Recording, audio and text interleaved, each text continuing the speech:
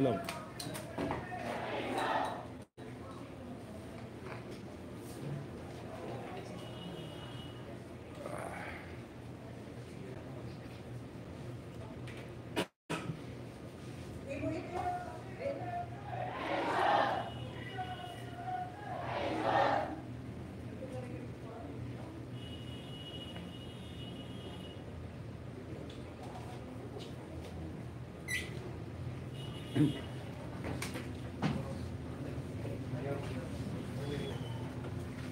Good morning. Mayong bundag, Mayor Basti Bisdak.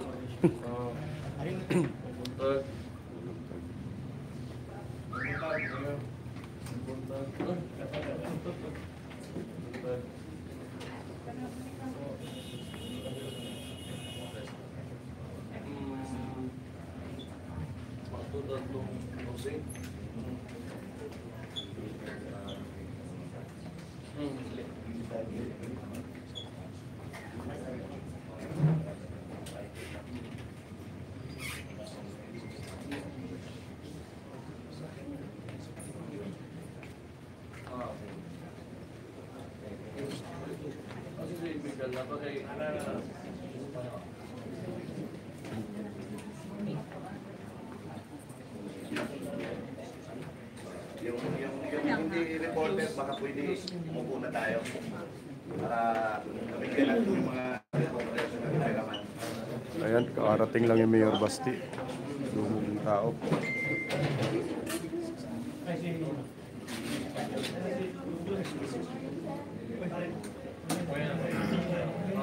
Yeah. Wala kang basa. Wala kang basa.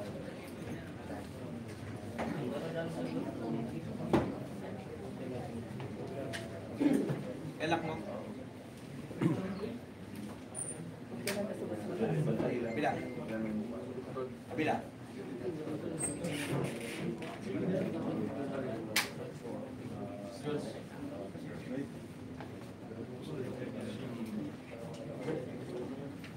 Kuan lang po na kasi may buntag niyo ha. Guwapo nga ni Paste. Bagong ligo. May moderator?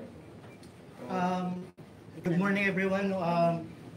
Mayor Basti, good morning. Mayor Basti is here right now to answer a couple of questions regarding the canceled supposedly prayer rally event na nakaschedule May 25 and 26. So si Mayor Basti nandito para magbigay ng mga kasagutan sa mga katanungan ng grupo natin sa dito. Good morning, sir. I am Miriam Disacada of the Philippine Star. I'm also with the DYB Election Radio. And of course, my first question, your comment about the series of, parang hindi kayo pinayagan to conduct the rally at the Freedom Park of RTR Plaza. So, ano po ba yung mga sunod na hakbang at saka anong comment ng grupo niyo? Well, nangyari na ito doon sa Dumaguete. Yung unang incident talaga na hindi medyo may mga actions. I do not know if directly from the local government, but katulad na nangyari din dito, similar case na nilagyan nila ng mga heavy equipment yung park kung saan supposedly doon kami mag prayer rally. So, nangyari sa Dumaguete, nangyari din dito ngayon sa Tacloban. Makita naman ng lahat. It seems na,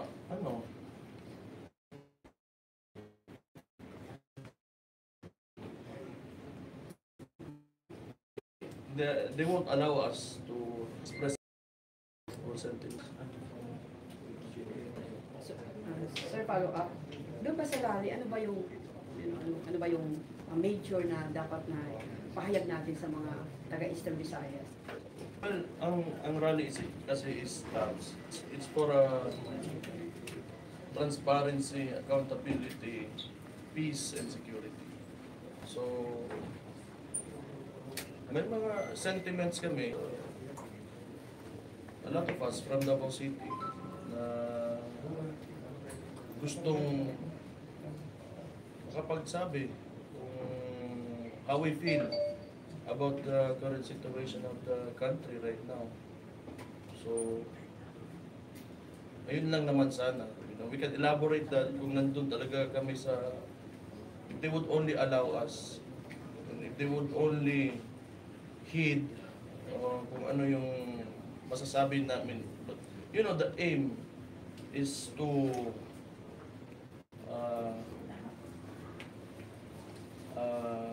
express sentiments in order for us to help build this nation. It's not really na may gusto kaming pabagsakin o gano'n. All we are asking is to hear us out. And they don't even allow that. So, well, kung gano'n, para ako as an individual, as a Filipino citizen, right now, so, yun. Yan yung ano eh. It already happened. It happened in Bulacan, Bustos. Una dyan sana sa Malolos. Then, ni-revoke yung permit. I do not know kung bakit.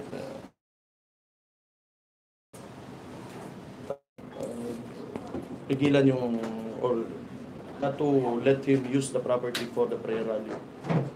So, it was rumors, you know, like, I do not have any evidence of that, but yun yung nangyari talaga. Last question. Last na lang.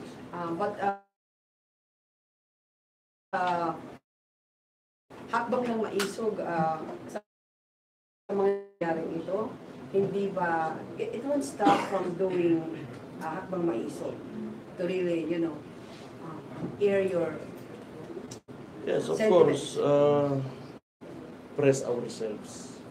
It's freedom of speech lang naman. Yun lang naman talaga ang hinihingi natin.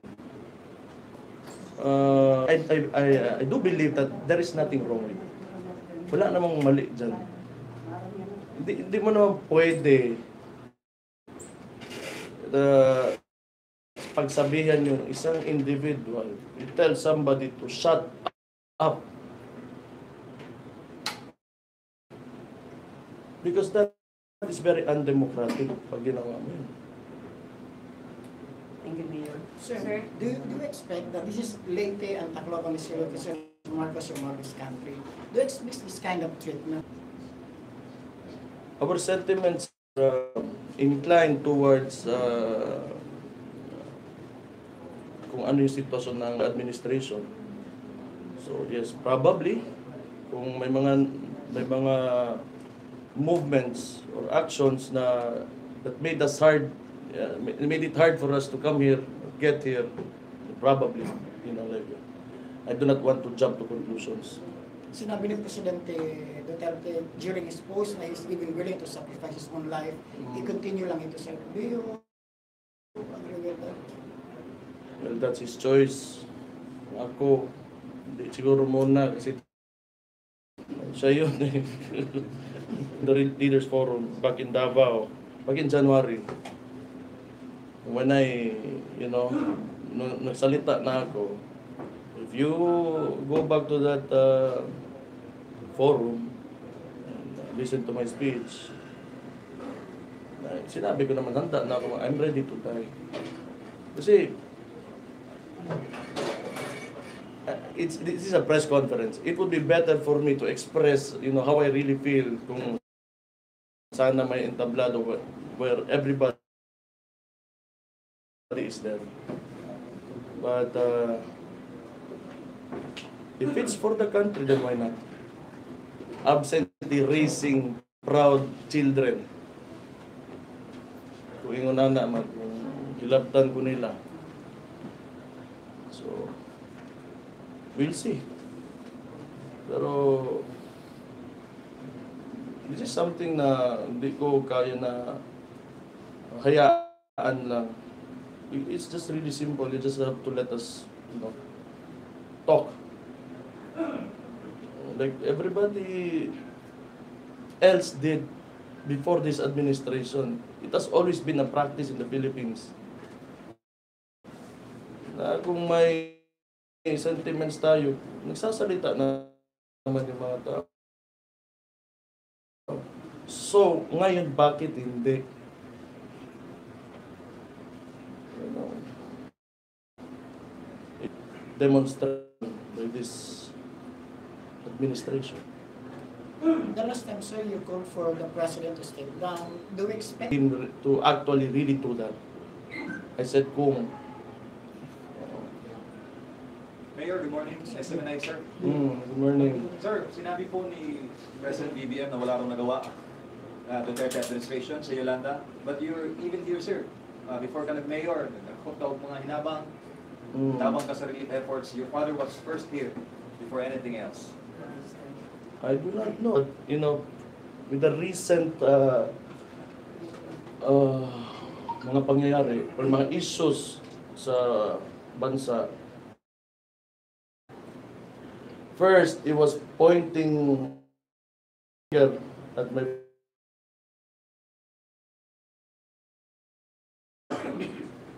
and now, kung sino yung nanunuro, yun pala yung may problema ngayon. They have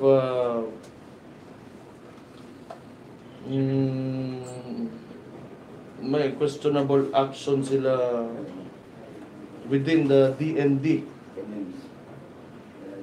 So ngayon, ito na naman, inulit naman ng President, sinasabi niya, parang, I cannot understand why you have to make up stories when you really have all the resources and the position, you know, to really actually give a valid proposition for a debate. Manuro ka lang na wala yung ginawa. It's unbecoming of President actually. So, can we say, sir, that he is a liar? Probably.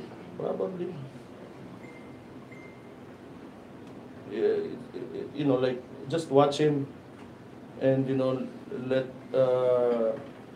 let your senses tell you. I give the answer for you. Pero yun na nga, nanunuro ka. Pwede ka naman sayang lang yung oras mo dyan kung ganun lang yung kaya mong gawin. Sir, good morning. Si Jasmine Bonifacio, Salis Current Visayas News.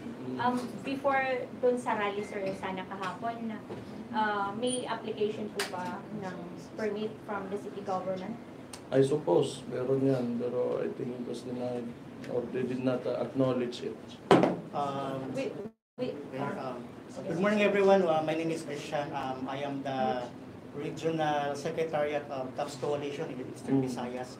As far as the application, actually, we went through a multiple application. Just to give you a background on the planning, initially this was planned way back May 11 in Palo, Leyte. But unfortunately, for some reason, meron daw kasabay na event. So, nag-apply ulit kami since may event nga nakasabay. Same location, May 20.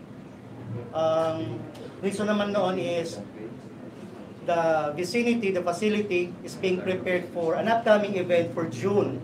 So take note that June pa yung event, pero ang aming request is May 20. And then, this is a long overdue activity event na rally na gusto namin ipahayag. So, nag-resort kami sa paggamit ng Freedom Park kasi ang Freedom Park is no need necessary permit. So, we submitted this notice, it's not a permit kasi papalam lang namin sa city government and I think May 14. Walang sagot, walang kahit ano. Nag-assume kami na wala namang sila magagawa, walang yes or no dito. Papatuloy kami nagpapatuloy. Unfortunately, 2 days before, nakita namin dahan-dahan nagkakaroon ng parking area ang RTR Park. Pumasok ang mga bulldozer, kung ano-ano. I would like to reiterate na hindi namin kinancel ang Maisog Rally because of that incident. Patuloy po kami. Na-cancel ang rally because of the bad weather. Kasi marami pong delegates ang pupunta sana, pero consider ng grupo ang kaligtasan, safety ng everyone. So, we decided, we opted to cancel the event, pero hindi po dahil sa ginawa nilang hakbang. Definitely ang Maisog Rally, ang prayer rally, will still push through. We're just trying to get the exact date at i-announce po namin yung kapag meron na. Sir, your message na lang para sa mga taga-Eastern Visayas after sa nangyari dito na hindi natuloy ang rally and kung ano yung mga ginawa sa plaza. Well, sana makabalik na kami dito. And, well, if we really do, magbalik kami dito, may panahon kayo, if it's your time, adto mo, paminaw lang gud mo. Wala man may ginakuan gyud. Ang hakbang ng Maisog is this is a non-violent demonstration. Gusto lang namo nga madunggan mi ninyo para makibaw mo kung unsay tan-aw namo kung unsay maingon po namo. No, as fairly as possible, ginabalanse mo po namo ang mga panulti. Wa mo ta nangitag away diri gyud. Paminawa lang unsay kaingon namo. Hello po, Mayor Baste from Bisdak, Pilipinas. Mayor Baste, ano po ang inyong komento dito sa pagpapadala ng sobrang daming kapulisan doon sa RTR at hindi lang basta-basta kapulisan dahil anti-riot police po sila. May mga yantok pa at may mga shield. Sakto naman, wala namang problema dyan. Kung magpadala sila ng police, like if ever may nangyari, at least nandyan yung police. Wala namang problema. Okay lang naman yun. I'm sure yung police, nandyan yung police to maintain the peace. And as I said earlier, this is a peaceful assembly. Wala naman tayong problema sa ganun. Wala tayong plano na mag-amok para pasukin kung anong mga wala ganun. Magsalita lang man. So, good job to the PNP kung nandun sila. Sir, Mayor, good morning po. Aaron from SMNI. Earlier you have said that the Hakbang ng Maisog will further insist on its constitutional right. Can you further walk us through on that, sir? Well, ganito yan. As much as we can, we go through the formalities. So, pumunta kami ng noon, sa Bulacan to nagsimula na hindi na talaga kami na sa Davao kasi siyempre doon man ako. Then sa Davao del Norte medyo okay man. Then so ngayon ang nangyari dito sa Bulacan and sa Dumaguete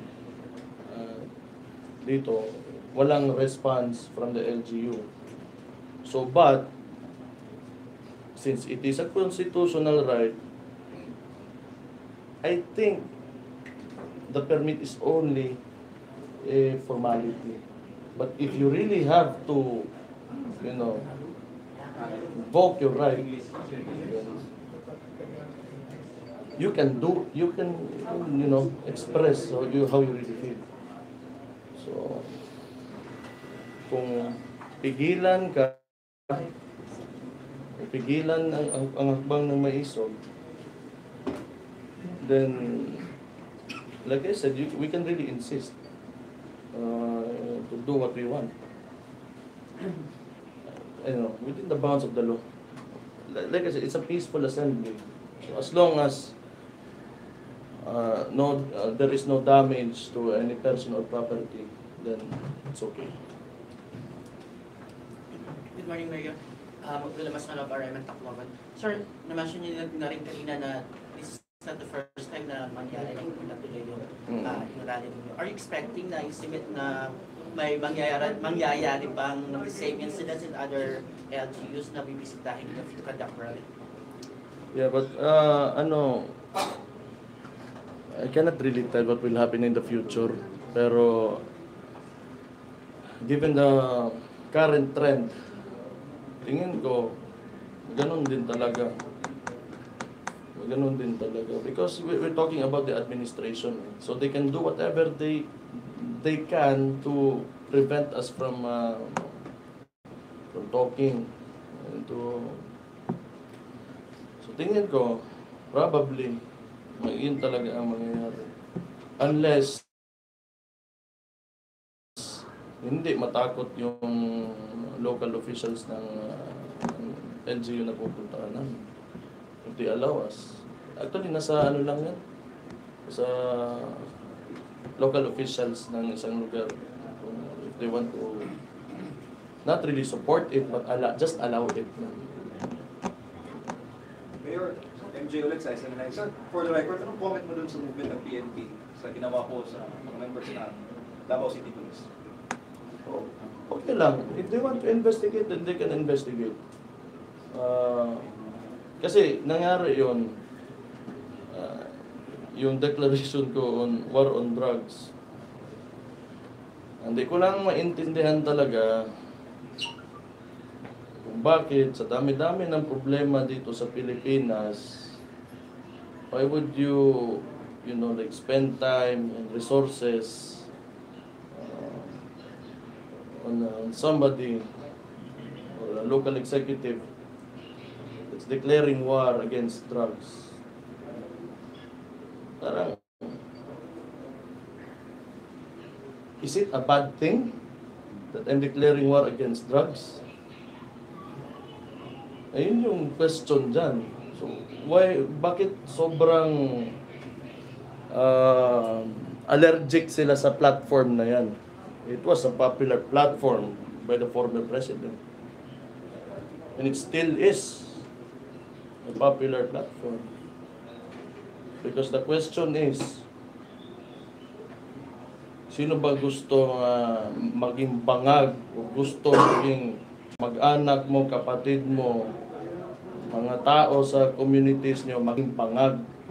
So that's why, as a local executive, in order for me to protect my citizens, either figuratively or literally, I will say that this city, or my city, is against it and is at war with drugs. Hindi hinto, sir, ang war on drugs sa Davao. Hmm? Hindi po hihinto. Tutuloy-tuloy natin. Well, it's a declaration. It's either you take it figuratively or literally. It is supposed to from individuals to go into that kind of activity. No, di ba kayo tapos? Mayor, Fred Padrons from TV7. Ano po ang gusto nating ibigay na connotation sa ating buong bansa with the name Maisog? And ano ang pinupunto natin ito sa hinaharap?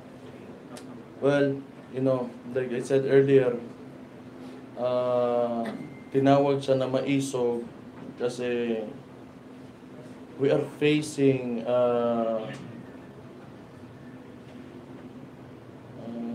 not really an opponent, hindi naman kalaban talaga, pero people or a person in the pinaka-mataas na posisyon sa bansa natin. But it's not really, kung ako lang, it's not really to oppose him, it's to communicate with him. Yun ang gina-establish natin dito because we believe that we are not being heard. Nakikita nyo naman na hindi kami nakakapag-establish ng mga rallies just recently sa mga pinupuntahan namin. And it seems that they don't want to hear us talaga. So,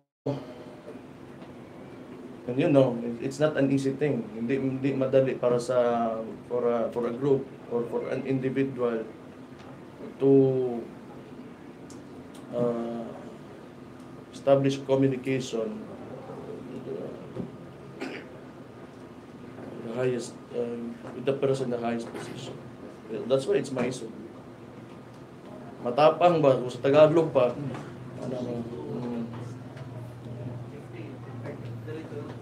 Mayor Baste, bisdak ulit sa nalang. Ang mga Duterte ay kilala po natin sa talagang galit sa mga drogista, nagwapo-drug, si Tatay Digong. Ngayon po ay mainit ang issue sa Senado patungkol sa PDLX at maraming mga Pilipino po ang sumisigaw na dapat umano magpa-hair follicle drug test po si Pangulong Bongbong Marcos. Ano po ang inyong masasabi dito? Kung actually, I will suggest that let the Senate do their job. Tapos tingnan nyo, because you voted for these people. Yung mga nasa Senado natin ngayon. Ilagay nyo yan dyan, then tingnan, and observe and listen to them, and tingnan nyo kung ano ang contribution nila sa issue. So, pagdating ng sunod election, mas kilala nyo na yung mga senador na yan. So, tandaan nyo na lang kung anong ginagawa nila ngayon, lalong-lalo na may mainit tayo na issue. Okay, limit po tayo sa last 3 question. Nag-aantay na yung... Sige, okay. So, last 3 question from the media. Follow-up lang, Mayor Baste. Kailangan bang magkaroon ng hair follicle drug test si Pangulong Bongbong Marcos? That's up to him. That's up to him. I cannot say that kailangan or not. You know, that's up to him. It can be a personal choice for him. Thank you so much. Mayor, Jerwin po from KFED News of Tacloban.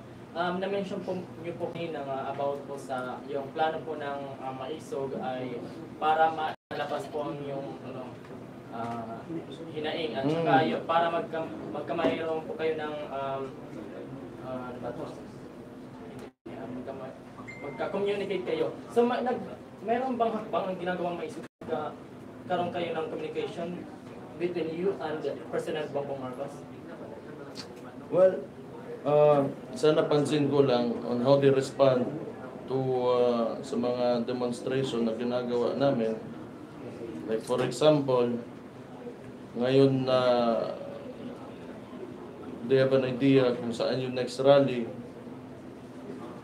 I think the only communication that he gave us was he pointed the finger to my father, the former president, na walang nagawa dito sa Tacloban. I think that's his way of communicating to us.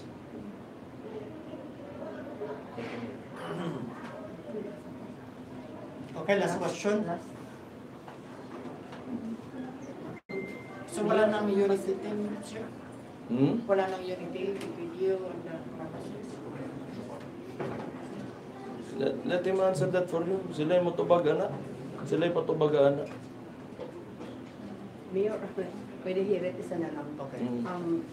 And during the rally sa Davao, sinabi mo na parang naghihimutok ka there.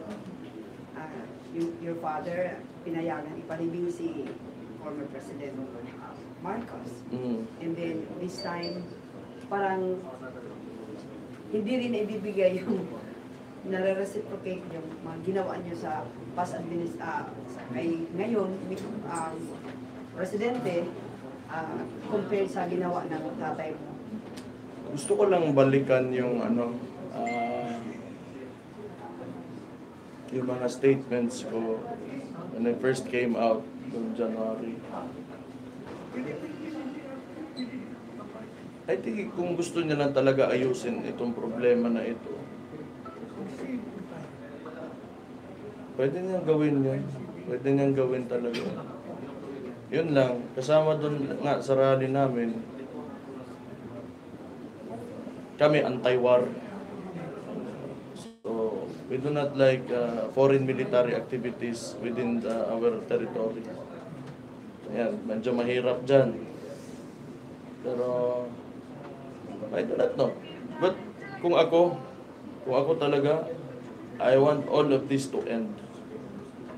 Kasi kung ako lang yun, do not know kung I do not know sa tatay ko, I do not know sa kanila. I just want this to end. I just want kung unit team mas maganda sana kung nandyan pa yung unit team, but wala eh. Let's see. We will always, you know, like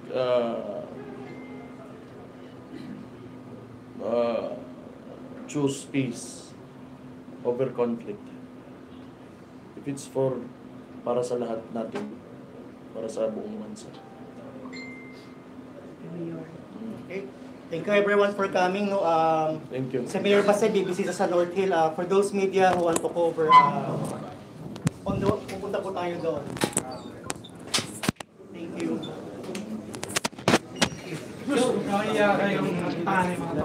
Hello po mga kabistak, ayan, kakatapos lang ng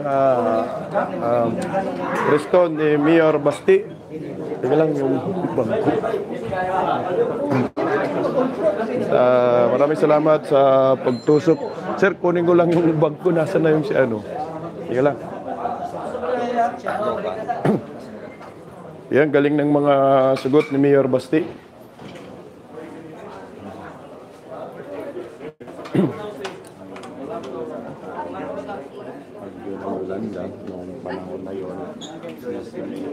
Ko lang yung bag ko.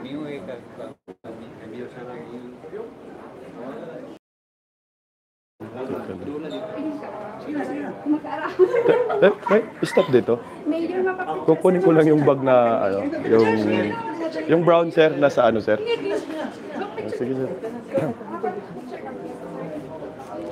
Ano po mga kabistak, picture lang. Mayor Baste. Gamit talaga, matlakas talaga ang ano, ang hatak ng mga Duterte. Kita niyo po. Artistahin.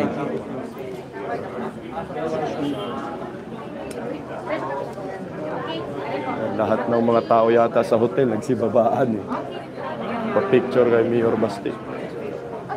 Sir, pasuyo sir. Sir.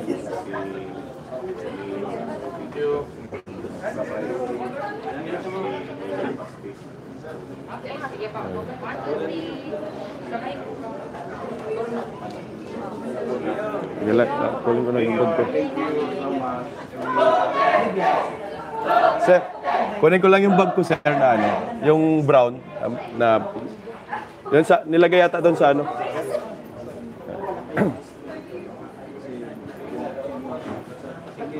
Ano po? Mayor Baste Duterte! Mayor Baste Duterte! Mayor Baste Duterte! Yan. Pupunta tayo doon sa North Hill. Merong outreach program kasama si Mayor Baste. Saan kami? Sir, nandiyan na sir, bag.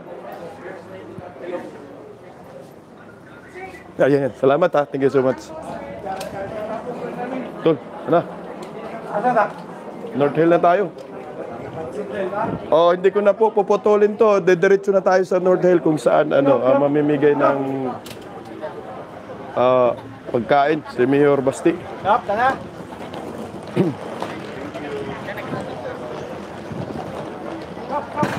Yan na po, grabe, sobrang daming tao. Auto! Sobrang daming tao mga kabisdak. Gusto mo kumover? Oo, pupunta kami doon. Hindi yung ano ko. Sige, ako na. Dali. Tara.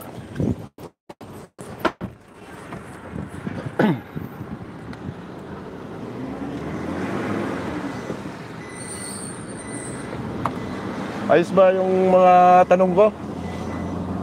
Oh. Uy. Mga kabisdak, hold on lang kasi habol tayo dun. Mayor Baste.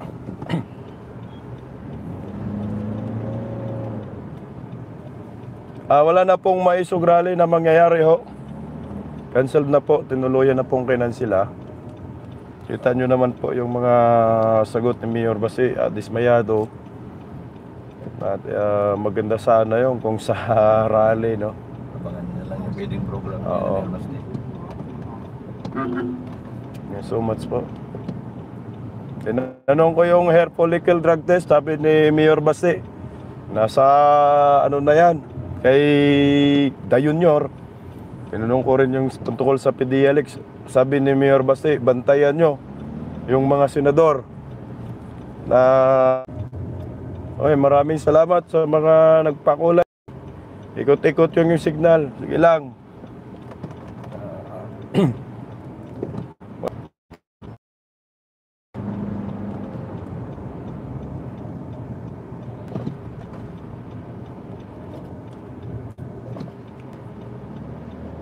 Salamat sa pakulay mga lods.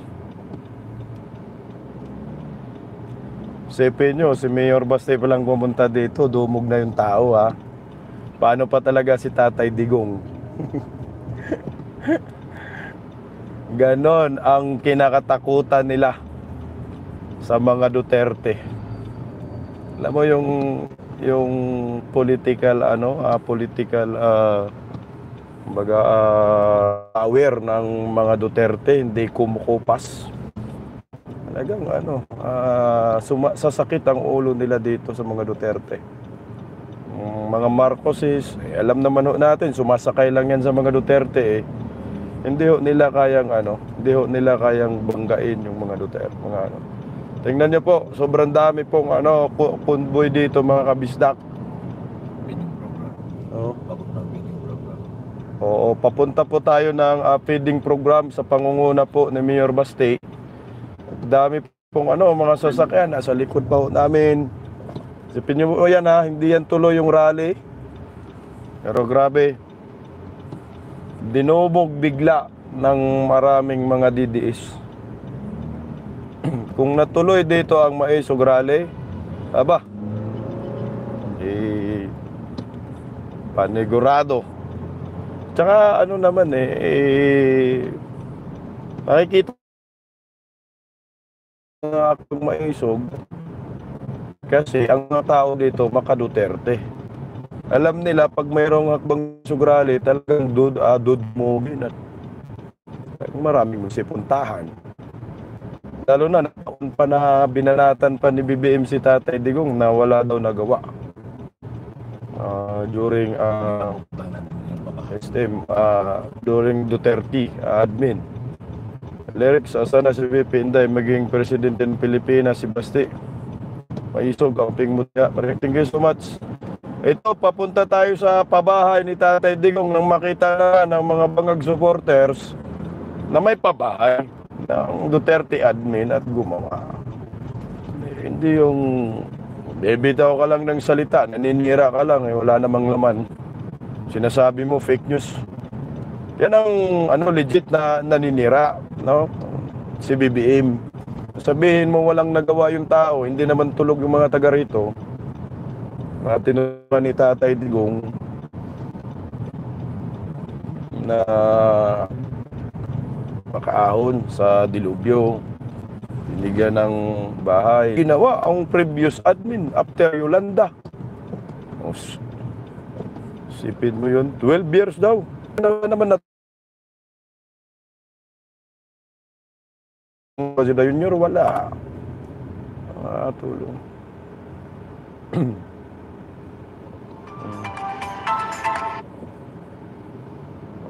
Maraming salamat sa mga patusok.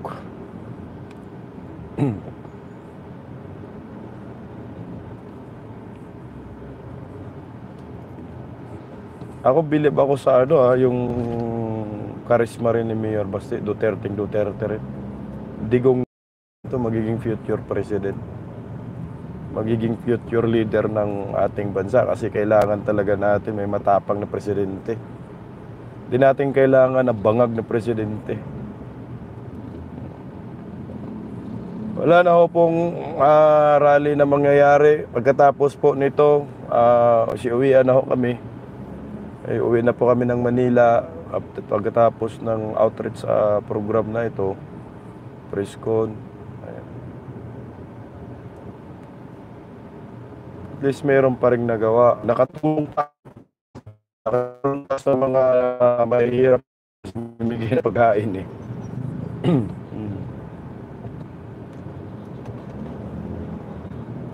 Hello.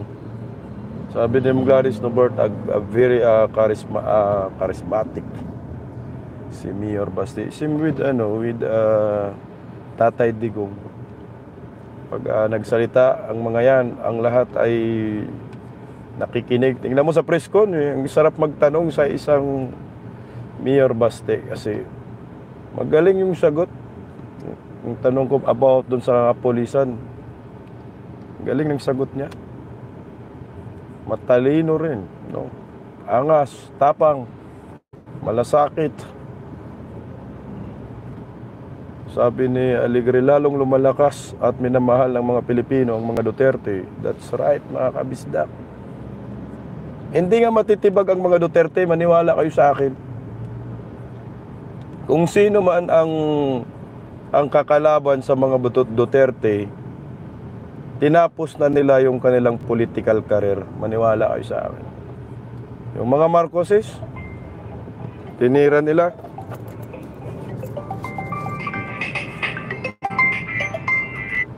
Hello? Nandito kay Jun. Abot-abot na lang tayo doon.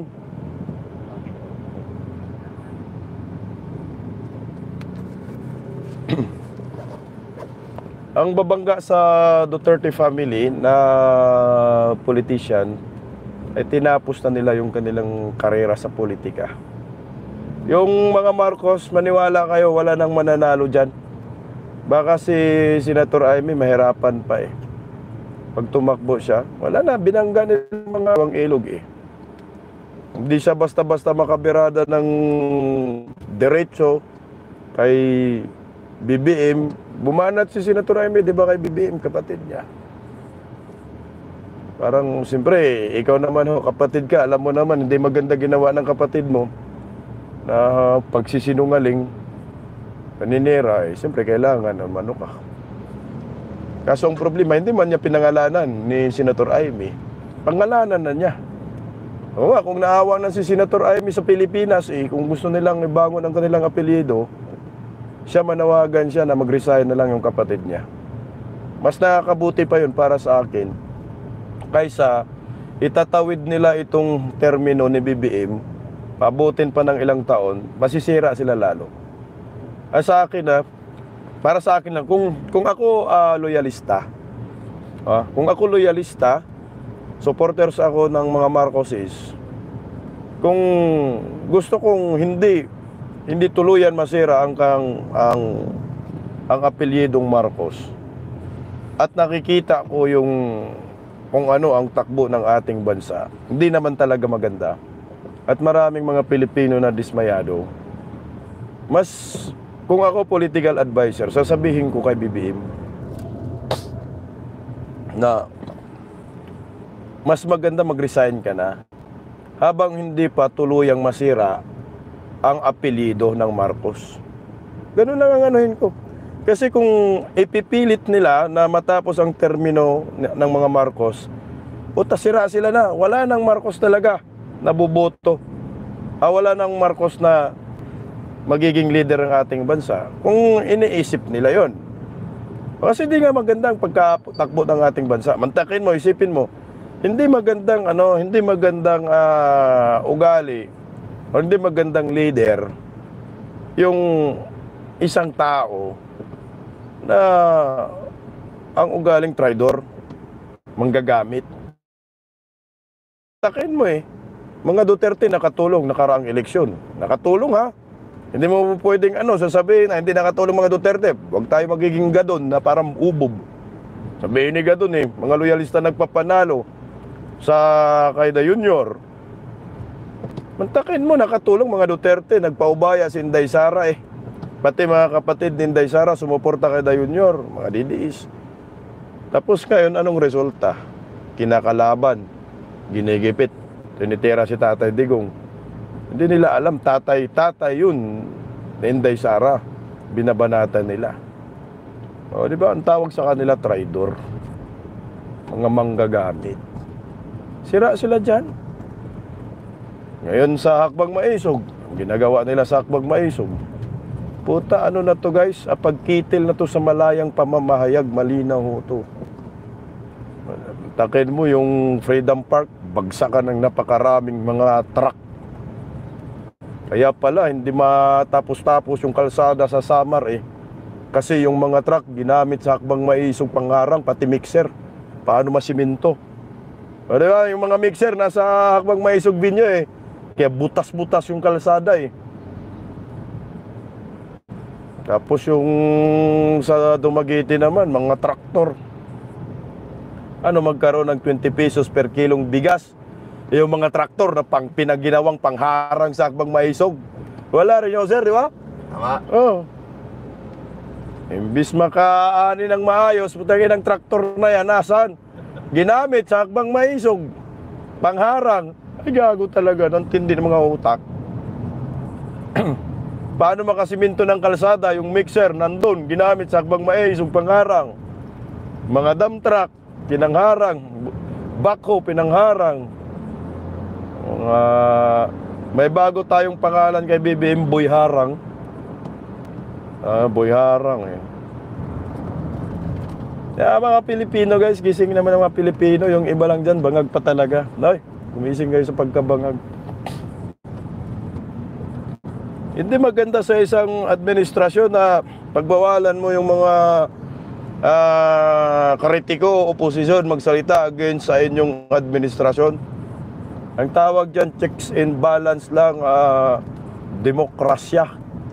Sa demokrasya, ganoon talaga, maingay. Sabi nga ni Tata, maingay ang demokrasya, gago. Hinaharangan mo yung pagsasalita, di ang tawag sa'yo, ngiwi na, boy, harang pa. Oh, boy, harang. Ilang Hakbang Maisog na yung hinaharang. Tsaka, hindi na masasabi ko, incident lang ito, putang ina, sinasadya lang. Mga plano sila kung paano nila mapipigilan yung Hakbang Maisog. Alam ko mahina ang Maisog, patagot sila. Tama.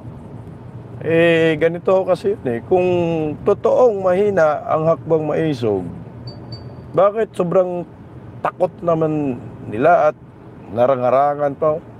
At kung totoong malakas sila dito sa Tacloban, bakit hinaharangan nila? Hindi ba ho nga sana, pag ikaw balwarte mo ito, may dadayo eh.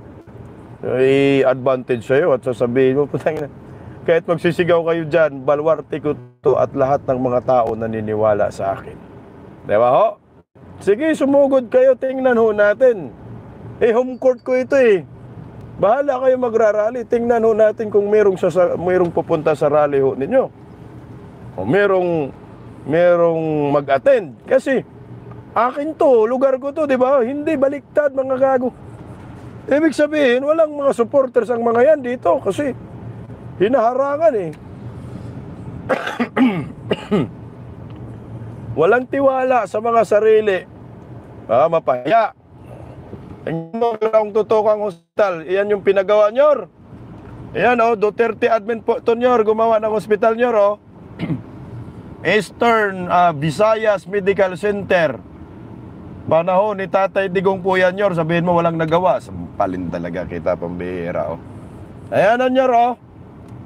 Ayan hospital, kaganda-ganda. Yan po yung hospital mga kabisdak. Under Duterte admin. Sinasabi ng mga taga rito. Buhay naman oh.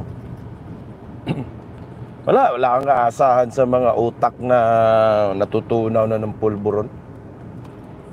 Yung utak kasi lumiliit eh. Lapag yung utak lumiliit, pati yung itlog lumiliit din. Pati yung bayag natutunaw din. Panay ano eh. Panay pulburon eh. Hello Susan Park. Ang masasabi ko lang, it is undeclared martial law. Naman.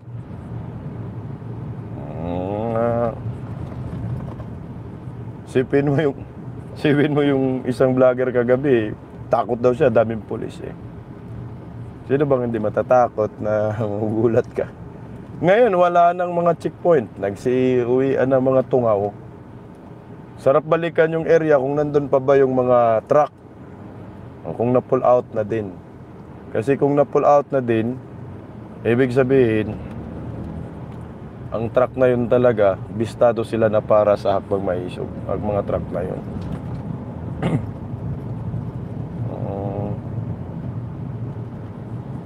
Alam mo, maganda naman yung maganda naman yung adikain ng hakbang maisog. Kasi, para naman yan sa mga Pilipino.